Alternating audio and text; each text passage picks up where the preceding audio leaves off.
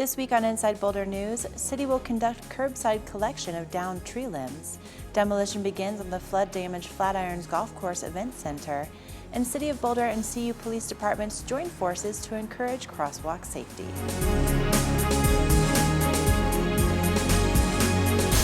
Welcome to Inside Boulder News. I'm Ashley Prill.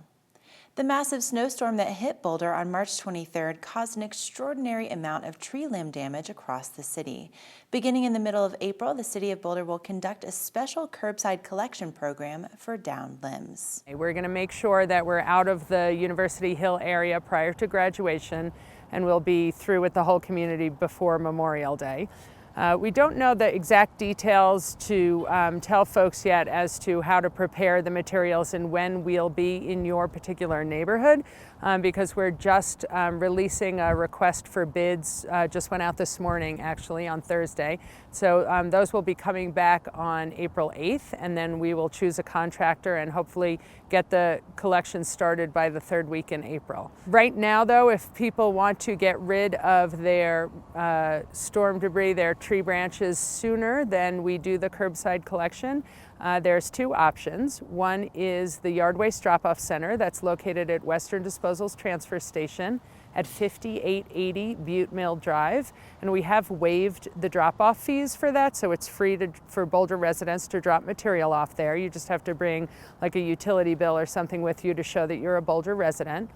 And then the curbside compost collection service that collects compost from single-family homes every other week will still collect compostables, and that includes branches. They should be inside your compost cart, or on every compost collection day, you can also put up to 3 bundles, 6 feet long by 3 feet in diameter, wrapped up in like a twine, compostable twine, just not plastic, so that the trash haulers or the compostable collection folks can pick that stuff up. For updates regarding cleanup efforts, instructions for preparing limbs for collection, and the neighborhood collection schedule, visit the city's website. Demolition is underway at the Flatirons Golf Course Event Center. The event center was severely damaged in the 2013 flood, and as a result, it's being torn down. But the city wants you to know that the greens are open. So much progress has been made since the flood, and this is one of those last remaining parks and recreation projects to complete, is to demo what was our impacted event center. The market's changed a lot for event centers, and this building had just gone beyond repair, so it's time to take it down. But you can still have a lot of fun at the golf course, and we're looking forward to that. Our future really is on demoing, making sure that you can still continue to enjoy play, and then taking a look at this great view, exploring public-private partnerships in the future to see what Boulder wants to replace this with. Demolition is expected to last through the end of May, depending on weather conditions, and the site will be restored with turf and landscaping while staff continues to analyze needs and opportunities for future development. In the meantime, feel free to book your tee time. We're a full-service golf course. We offer obviously 18 holes of golf.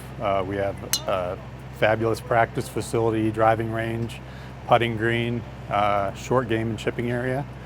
And we offer lessons, club repair, tournament amenities. The impact on the golf course is going to be very small, a few parking spaces, and that's about it. Our day-to-day activities will go on as usual. Tee times are available throughout the day, and we're coming into the spring season. It'll be a fantastic time to come out and play. More information is available at flatironsgolf.com or call 303-442-7851.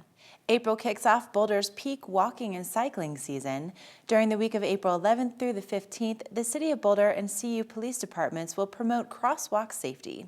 Enforcement will be increased at key locations for motor vehicle collisions involving a bicyclist or pedestrian.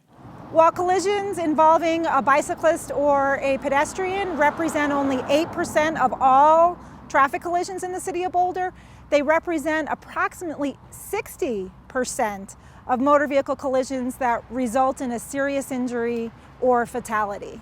So that's why it is our focus to increase enforcement, but we've also been working hard to increase education so people are aware of what the crosswalk-related ordinances are.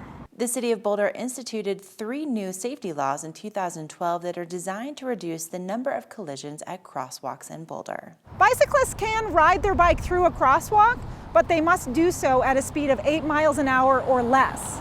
Bicyclists and pedestrians that are crossing at mid-block crossing, like our flashing crosswalk here, need to make sure that the lights are flashing when they enter and use the crosswalk.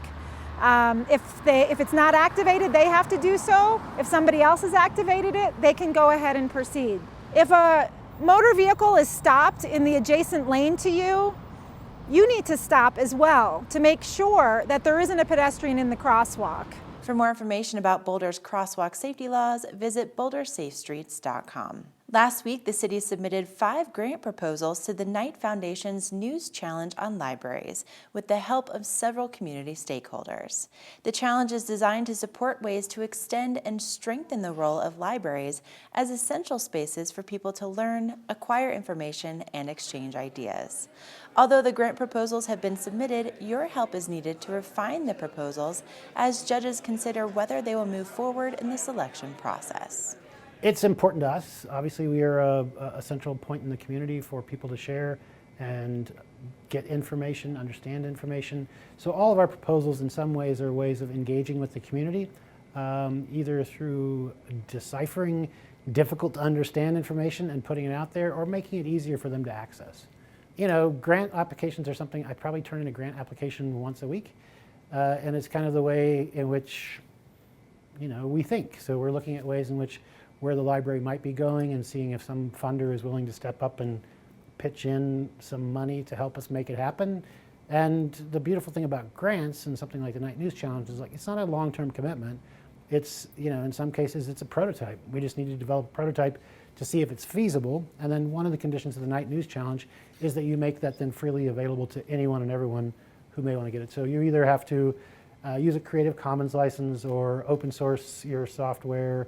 You know, we open it up to the rest of the world, and the other people in the library world can figure out a way that they may be able to do it for themselves. And that's how the Knight sees their money. It's seed money to somebody like us, who I believe we, with our partners, can execute on all these projects within a 12-month time frame. So if we can do it, then other libraries can look at what we've done and replicate it. Offer your feedback at knightfoundation.org through April 10th. Semifinalist proposals will be selected on April 14th. A total of $3 million will be awarded to winning grants, and winners will be announced by the Knight Foundation on June 25th. On Wednesday, April 6th, the city is hosting a transit open house to gather community feedback about proposed service changes that RTD will be considering in the fall.